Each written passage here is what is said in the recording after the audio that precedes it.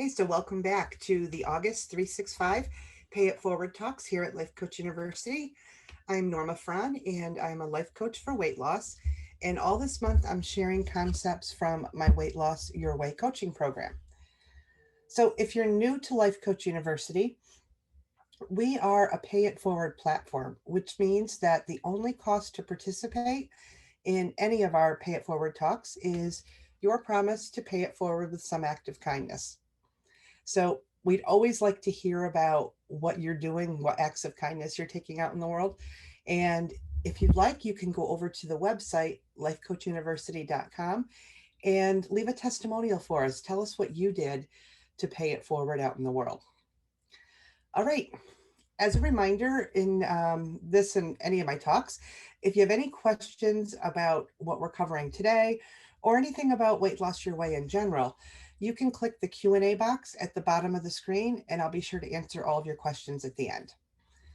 All right, so let's get started. Today is day 17, and the conversation today is a topic that I think any dieter is probably all too familiar with, and that is compare and despair.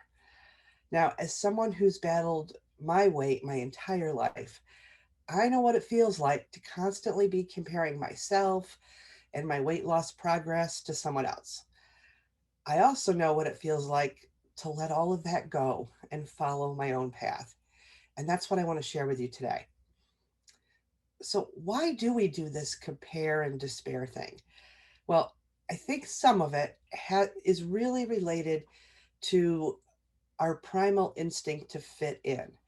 And you may have heard this before, but kind of as humans evolved, it was really necessary for very survival to fit in, to be part of the tribe. And it was a real life threatening fear to be booted out of the tribe.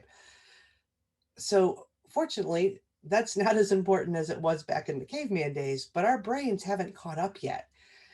And it's very normal for us to fear being kicked out of the tribe.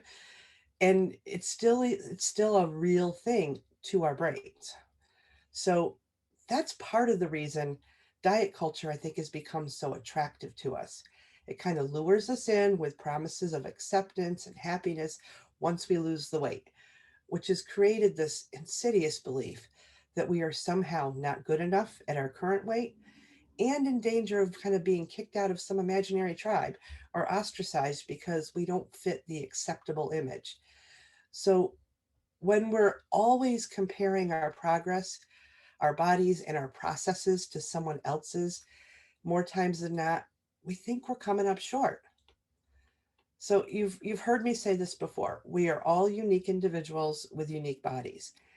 And just like there's no one size fits all diet, there's no one size fits all process that will produce the exact same results for different people. There's just too many other variables to make such a claim even possible. Yet we're constantly comparing our progress against someone else's and hopping from one diet to the next because someone else had seemingly great results on whatever it was they were doing. Oh, and let me like try to get that, like we these things go through our head, like, oh, let me go get that diet, let me go try that one really seems to work well for them. And it's just this never ending battle. So the first step to kind of untangling this is to realize and accept that you are unique and your process and your progress will always be different from someone else's. That's exactly why I teach weight loss your way. It can only be your way.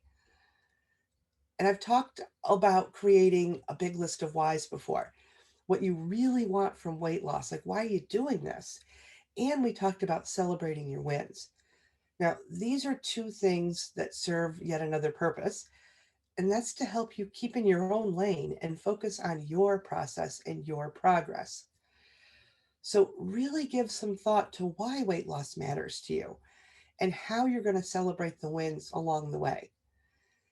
Now, if you want to watch those replays, you can go back to the Life Coach University's YouTube page and look for the August 5th talk, which was collecting your whys, and the August 18th talk on celebrating your wins and non scale victories.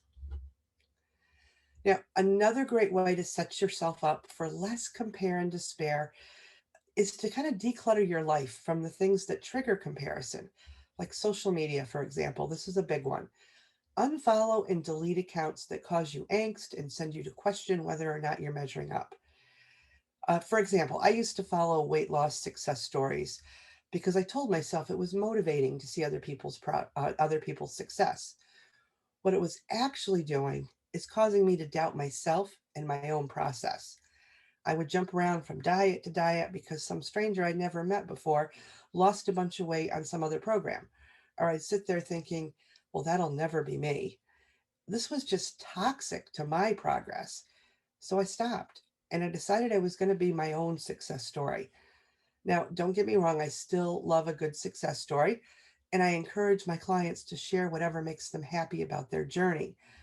But in the early days of my process, I was making someone else's success mean something about me, specifically that I was not doing enough and I wasn't enough to ever experience that kind of success. So this was not a helpful practice for me at that time. And you can't believe the relief this tiny action brought me of unfollowing those accounts. I realized I had a lot of unnecessary stress that I was putting myself under and didn't even know it. But most importantly, I freed up a lot of brain space so I could focus on my own process and get out of other people's business as far as what they were doing. Now, another thing that many of us do is to go out and kind of crowdsource validation that we're doing the right thing or that we're on track. And here's what crowdsourcing looks like sometimes. Maybe you post on your Facebook page something like, yes, I've lost 10 pounds. Has anyone else had success with this diet? How long did it take you? Seems innocent enough, right? But what you're really doing here is looking for someone externally to tell you that you're doing it right and that you're on track. And this is also not helpful. If someone responds with something like, well, I'm doing this and I lost 15 pounds, what do you think your brain's going to do? It's probably going to freak out and go find out everything you can about that diet. And so you're starting to see how this can be like really unhelpful when you kind of take your eyes off your own paper and start comparing yourself to what someone else is doing. All right, how about the best friend that is trying desperately to get you to come over to the dark side and join her on the latest quick fix diet she's trying? Now, this is where you really have to check your people pleasing tendencies at the door. You can lovingly say, no thanks, I'm good with my process, and still cheer her on, even if you don't agree with the approach she's taking. We all have to find our way, and we're not beholden to anyone to set aside our own beliefs to make them feel better about what they're doing, because that's really what it comes down to. Now, this becomes a little trickier when you see your friends dropping weight really quickly. But remember, you've been there before and you know what happens as soon as these diets end. So instead of jumping in the pool with your friend, consider being a silent example of what is really possible and trust that your way is the right way. Now, I see this all the time with my clients, and without fail, when they say, when they stay the course with their process, their best friends actually start to get a little curious and start asking them questions. And before you know it, the best friend has dropped the crazy fad diet and is trying to get on board with learning how to lose weight their way as well. So just stay in your lane, hold tight to what you believe that you're doing is the right way for you, and just let things run their course. So the other place that you might fall into a little bit of compare and despair is around your family. And that's probably going to need a little reframe of your thoughts. So I often hear people say things like, I've always been the fat sister, or my family always has to ask me about what I'm doing about my weight. I know these kind of comments can feel really hurtful sometimes because we make them mean that we're somehow wrong or bad or not good enough. And they're said by people who we love and care about making happy. So it was really helpful to me when I was going through this to remind myself that My family loves me and cares about me. And that's probably the only reason they're saying these things. But again, we don't have those thought bubbles all over our, hanging over the top of our heads that we can know exactly what they meant by what was said. We create that meaning ourselves. So one of the things I did was I journaled a lot about what made these what about these comments was I making them mean about me, because that's what was so painful. I made it mean that I was disappointing my mom or I was embarrassing my family. When I wrote, I reminded myself over and over that what I was doing was enough and I was the only one that had to like what I was doing. Now, your journal can be your best friend in this process. So be sure to use it as a tool to work through challenges like this. And you'll be amazed at how grounding it feels just to get it out of your head and put it on a piece of paper. All right, so that's a little bit about family. So the other thing I wanted to talk about briefly is this is like a big watch out. And if there's one thing I can convince you of today, it's that weight loss is not a competition. Again, it goes back to that whole individuality thing. It's not a level playing field. We're all different. But thanks to things like reality TV and The Biggest Loser, we got this brilliant idea that it's good to make it a competition, somehow motivating or whatever. But I cringe every time I hear a client tell me about a Biggest Loser type competition at work that they want to join. Now, these types of things usually always distract us from the real work of weight loss, figuring out that root cause and figuring out our emotional eating. All of that stuff is set aside and we get refocused on that restrictive and frankly destructive diet habits. And we get consumed with nothing but the weight loss. So please don't get lured into these types of things. They will only set your mindset and your progress back.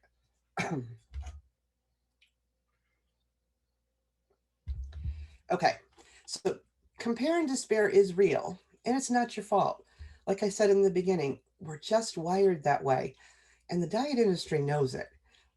We've all fallen victim, myself included, to the flashy advertising, the claims of fast results, and the good old before and after pictures that make this new diet seem so irresistible. So don't be too hard on yourself if you do this a lot. The best thing you can do going forward is to slow down and really evaluate the thing that you're considering and make sure it makes sense for you and your life, and question the results and the promises. If it seems too good to be true, it probably is. So listen to your gut. It usually always has your back. All right. Let's see what we've got for questions. Whoops. Okay, someone says, I've started so many diets recommended by my friends, and then I realized that I did it because I didn't want to feel alone on my weight loss journey. If I did their diet, at least I could talk about my weight to someone. How do I cope with the loneliness of losing weight? Oh, such a great question. And you know what? You're absolutely right. Weight loss can be a very lonely process, especially if you're subscribing to this idea of figuring out your way, because oftentimes people like your friends aren't going to get it because they're very deep in this diet culture. And what you've probably done it yourself, and I know I have. I get really involved in something, I get really kind of married to it, and I can't see beyond it. And that's exactly what's probably going on with your friend in this particular case.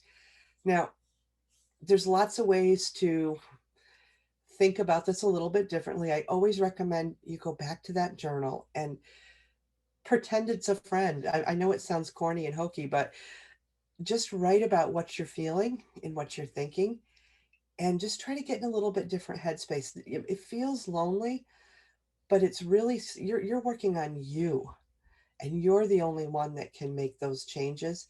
And this is why, again, it's so important to celebrate. Now, that's not to say you can't talk to your friends about what you're doing. You just need to be firm and in the beliefs that you're trying to create, and you can still cheer your friend on regardless of what they're doing. And you can share your wins with them as well, but just be okay with the fact that you're doing two different things. So I hope that helps a little bit. All right, another one is I feel I need someone to push me because I don't have the motivation to stay on a diet. I hear this one quite a lot. And maybe this is a little similar to the last comment. But my first thought is if you feel like you need to be pushed to stay on or to keep motivation going and stay on a diet, you might be doing the wrong diet. And that's not your fault. We've learned and oftentimes believe that dieting has to be hard and requires mountains of motivation, willpower, and accountability. I don't believe that's true. If what you're doing is not aligned with you and your life, it will always feel hard. Motivation is great, but it just isn't going to just land on you one day. It starts to build as you take some action. So if you're someone like me who kind of sat around waiting to feel appropriately motivated, it's going to feel hard. So start with a tiny action. Write a daily plan, drink a glass of water, or eat a few vegetables that day, and then celebrate that. That's a big deal. And I bet you're going to feel more motivated to show up the next day with another tiny action. So you get to create your own motivation. Let's see. Another one is, should I get an accountability partner? You can if you want. I've worked with many women who found this really, really helpful and created lifelong friends from accountability partnerships. But here's what I recommend. If you decide to go into this type of relationship, set boundaries for your group or your partner. And again, maybe this goes back to that first comment as well, as kind of how to work with a friend and not be completely lonely in the process. But if you do that, decide what's off limits and what isn't, and be very specific about what you want accountability with. And then keep the judgment out and don't police each other. So, for example, you might decide that you need help being accountable to writing a daily food plan. So, you'll agree with your accountability partner that you will send your plan every morning by 10 a.m. via text. So, you can ask your accountability partner to check in with you if they don't get that plan by 10. But it's not your accountability partner's job to critique what you put on the plan. That wasn't in the boundaries. It was just that you wrote one and you sent it by 10. So when you can get really clear on what the acceptable boundaries are for that partnership, and that's a good way to think about it, you can keep each other motivated and accountable and on track because you're not going to be wandering into areas that maybe you're just off limits. All right, I hope that makes sense. All right, what else? Do we have any other questions coming in? I don't see anything here. I just want to say one more time, just to reiterate, because I think it is so important and has such a tremendous impact. Really think about what you're looking at on social media. What are you scrolling? Where are you stopping the scroll? What are you looking at? And how is it making you feel? It is so easy to get sucked into compare and despair and all of this I wish that was me thinking when you're doing this kind of thing, like I mentioned with my thing with the before and after pictures. Really pay attention to that. If they don't bring you true joy and instead you find yourself kind of going down a rabbit hole, stop following them.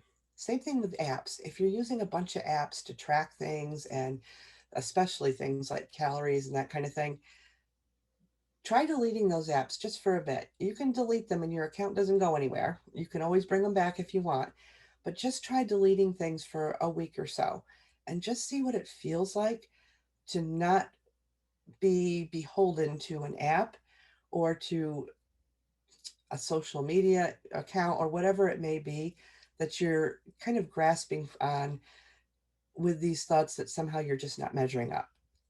It can be so relieving. I feel like the weight of the world went off my shoulders the day I deleted my Fitness Pal. So best thing I've ever done to stop that nonsense. So if that is you and you think that might be helpful, just give it a shot just for a week and see how it feels. All right. So let's see. So I guess let me wrap up here with a reminder that I would love to talk with any of you about any of things I've covered in Weight Loss Your Way, any questions you might have, any things you want to go deeper with. All you need to do is head over to my website, to normafrahncoaching.com, and there's a big orange Done with Diets button in the top corner. You can schedule a call with me, take you right to my calendar, and we can talk through whatever you're a little bit stuck on or you need more information on. And I also want to let everybody know that I have a brand new membership community that I would love for you to check out. I'm accepting founding members now. It's called Connecting the Pieces, and it is for women who want to lose weight their way and want to do it with the accountability of a group of women who are all working towards the same goals and holding each other accountable and supporting each other. I have a very reasonable founding member price that I'm offering now that'll be good until September 15th. So same thing, you can head over to normafrahncoaching.com/community, and that will take you right over to all the information about connecting the pieces. All right, so that is what I have for you today. Um, Remember, go out and pay it forward, and I will see you tomorrow. Have a good one, everybody. Bye bye.